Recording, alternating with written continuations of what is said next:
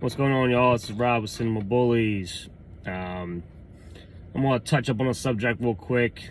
You know, might sound like a hater, might sound like I got, some type of feeling against certain people. I mean, I don't know. If the shoe fits, wear that shit.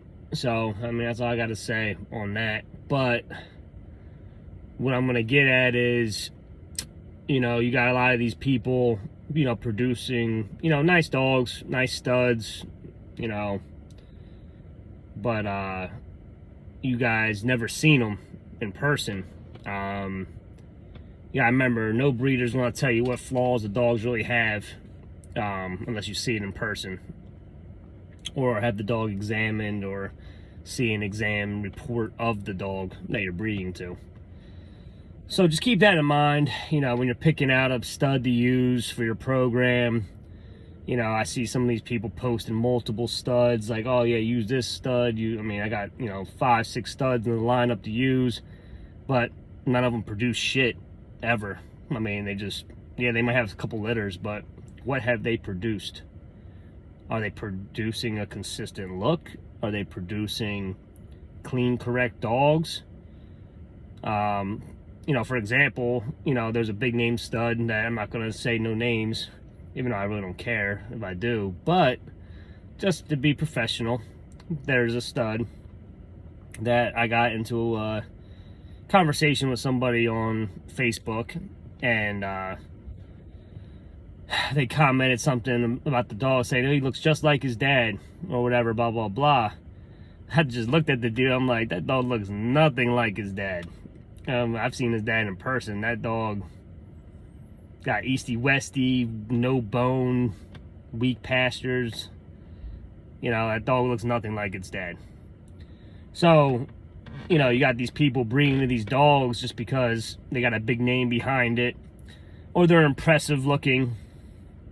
But the problem is, and I've said this multiple times, the dog is not inbred or line bred. It will not hold true to what it throws. Keep that in mind. You guys, I'm giving you guys keys to the kingdom with this. This is a fact. Show me a dog that isn't line bred that throws true to everything it hits. Just show me one dog. If you know a dog that can, by all means, please post it up. There has to be some type of inbreeding or line breeding in that dog's lineage for it to throw true to, to whatever bitch that it's thrown to, or vice versa, whatever male's thrown to the bitch. So, be careful in what you guys are breeding to, because the stud might look nice, he might be, badass, impressive looking in pictures. Anybody can make a dog stretched out and make his top line look nice. Make it look real bully, make it look wide. All about the angles and the lens. It is what it is. See the dog in person, feel the dog, watch it move, watch it breathe. There's certain dogs can't even breathe. If a dog can't run around a ring one time without almost falling over, something wrong with that dog. Lungs, heart, airway, something's not right. So, you can say what you want, think what you want, but it's a fact. I don't care. You can jump on the post or on this video and tell your piece of what you think, but I'm telling you, that's a fact.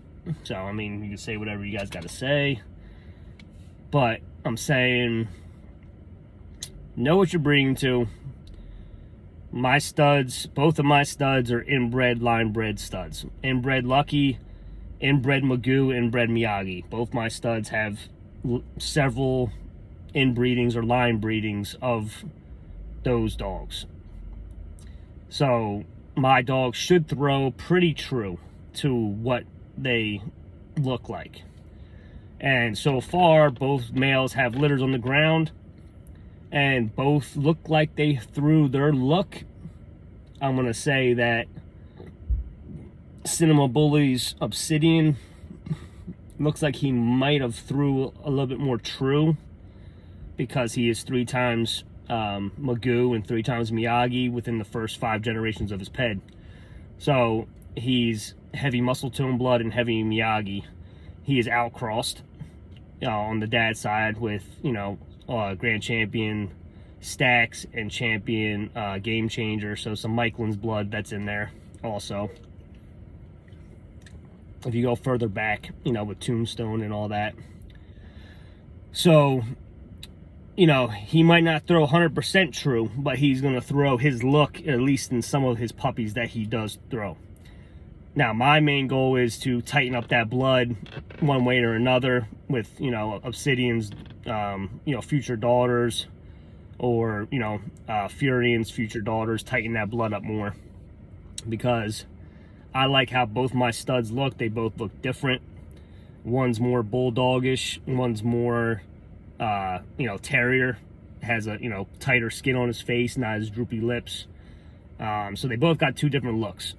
One's shorter than the other, one has more bone than the other. Both of them are pretty muscled up. Both of them have good angulation. Both of them can throw color. So, it's just all stuff you got to really look at when you are looking at these dogs and look at the productions. Certain people in this game, which are very successful with, like, Khan or Bashar or Alex Ferrero, all these guys have multiple line breeding, inbreeding, studs or females in their yards. So that's why they hold true to, their look. They throw real bullier dogs. They throw that color. They throw whatever they're trying to get more functional, etc. So, like I said, just because a guy has multiple studs that look nice doesn't mean any of them are going to throw true, because if they all got different parents and they're not inbred or line bred, it don't matter. I mean, yeah, there's a chance that it could throw 1 or 2 nice pups, but you're not going to get that consistent look throughout your litter. So make sure that you guys, pick the right puppy. That's all I got to say. So, you can watch the other video on how to pick a pup. That's what I go off of, and if you agree with what I'm saying, it should help you out. And, I hope it works out for you guys. And hopefully you take my advice and look at the studs and feel them and hear them and really evaluate before you guys breed to something. So, hope it helped you guys out. All right, later, guys.